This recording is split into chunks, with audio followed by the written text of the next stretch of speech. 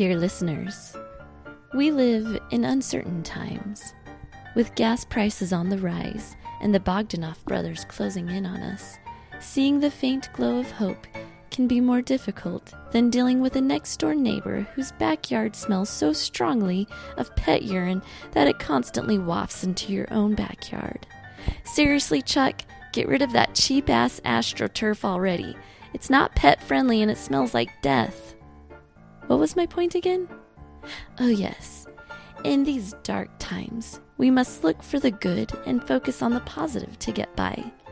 Case in point, 2018 is the year people finally stopped making those stupid videos where they just played sad music while holding up poster boards that said stuff instead of being a grown-up and talking.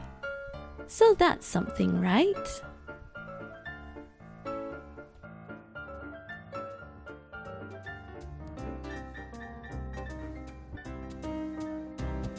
Today, on Please Excuse My Dead Aunt Sally, Susie describes every Michael Bay movie with burps.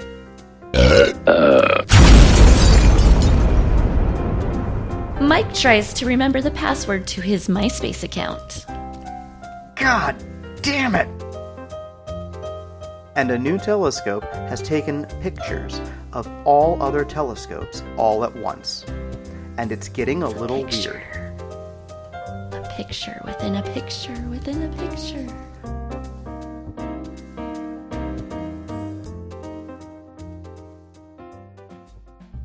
Well, hi, Susie. How's it going? Not too shabby. How's about yourself? Awesome. Although I am a little concerned about plastic straws. Is this really the biggest problem we're facing right now? You absolutely should be concerned about plastic straws. Did you see that video about that sea turtle that had one stuck up its nose? That was some disturbing shit. This one sea turtle had a plastic straw stuck up its nose?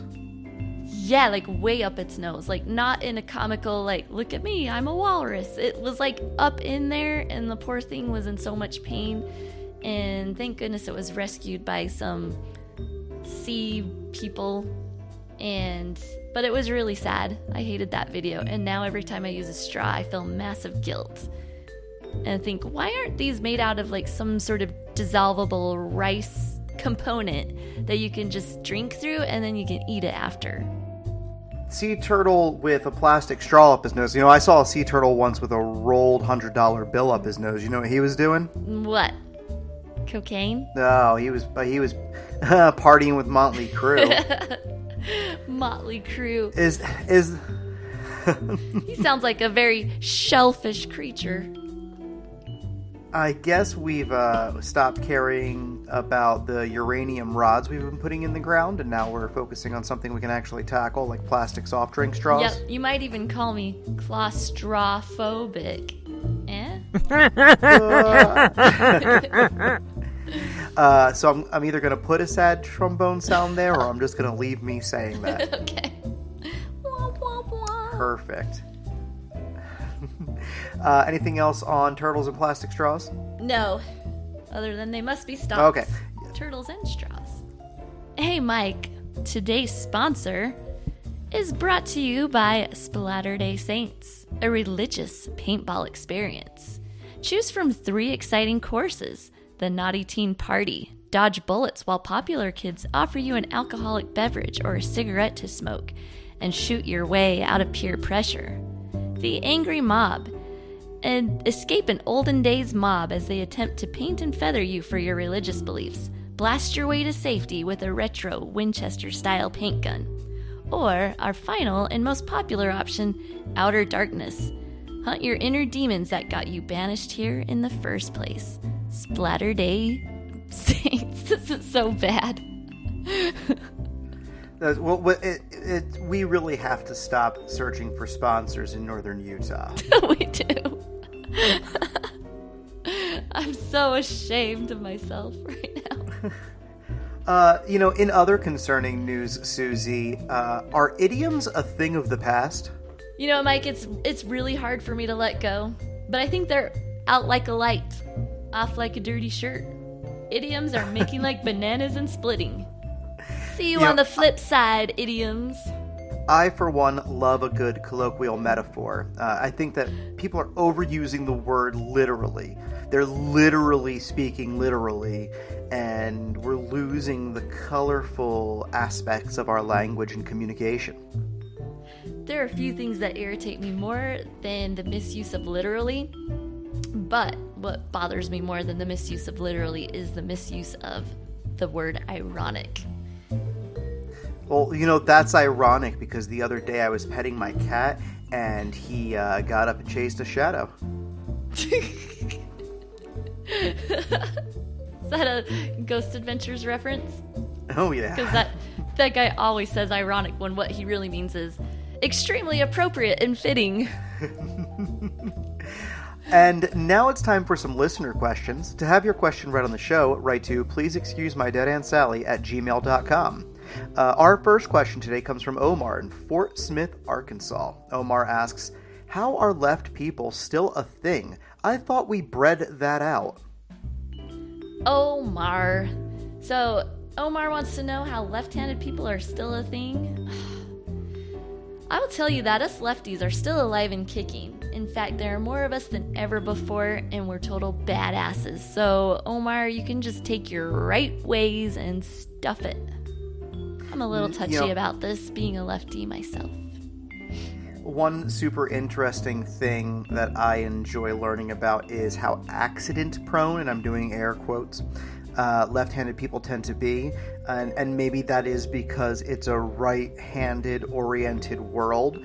But yeah, I mean, considering the volume of scissors, accidents, and maybe, let's say skydiving ripcord mishaps that occur as a result of dextrial orientation, maybe the population of left-handed people is experiencing a decline. We should look into that a little bit further in a future episode called Susie and Her Kind Are on Their Way Out with the Manatees. Well, I would beg to differ because while one would assume that might be the case, I think it just attests to our abilities to adapt to a right-handed world that we're still here. We're not being weeded out by scissors that were designed to be held a certain way or ripcords that are not on a side that fits us best. Do you have a collection of left-handed pots and pans? Yes. In fact, every pot and pan I own is a left-handed pot and pan. Fantastic. How does your husband deal with that? I also have a lot of left-handed pencils and pens. Does your husband have his own set of right-handed coasters? No, he's learned to adapt. Yep. Which, I think is only fair because I've had to learn to adapt my whole life. So I'm like, you, pal, you can learn how to use my lefty coaster. All right, Mike, our next listener question comes from Janelle in Elko, Nevada. Janelle asks, hey, Susie, there has been an increase in extraterrestrial craft activity in my area. What gives? All the glowing and humming is keeping my cattle up through the night. They will make horrible specimens for mutilation. Well, I want to hear Mike's thoughts on this, but Janelle, I just have to say there's been no increase in any extraterrestrial activity that I've been able to see. I think your eyes have just been opened from listening to this show. What do you think, Mike? Ever since the passing of Art Bell, I think that our guard is way down. Information is scarce. And they're really exploiting this. The relationship with both the current presidential administration and the Bogdanov brothers is just opening the door to both interstellar commerce and interstellar tourism. And Elko's beautiful, so I imagine, Elko is the Lancaster of Nevada. Mm-hmm. And I imagine that these folks from distant galaxies are visiting, just to see the sights. Vegas isn't for everyone. See what all the fuss is about in Elko. You know what? That's a really good point. It could be that our guardian has left us and we are exposed. So maybe you do have an influx in activity. I stand corrected. I would like to pose a question for Janelle. And you can hit me up on Gmail and answer me in private if you like. But Why do you think your cattle would make horrible specimens for mutilation? Oh, I know from having kittens and infant humans in my house, when they're up all night, they just act funky, and I imagine it could be difficult to strap the cattle down and cut out their entrails if they haven't had a good sleep. Yeah. Well rested and docile. Point. Nobody wants to dissect a fussy creature. Today's episode of Please Excuse My Dead Aunt Sally is also brought to you by the Middle of the Nevada Desert, now accepting your unwanted dogs. Do the humane thing and feed the vultures and mice. Our final question comes from Christine in Lewiston, Maine.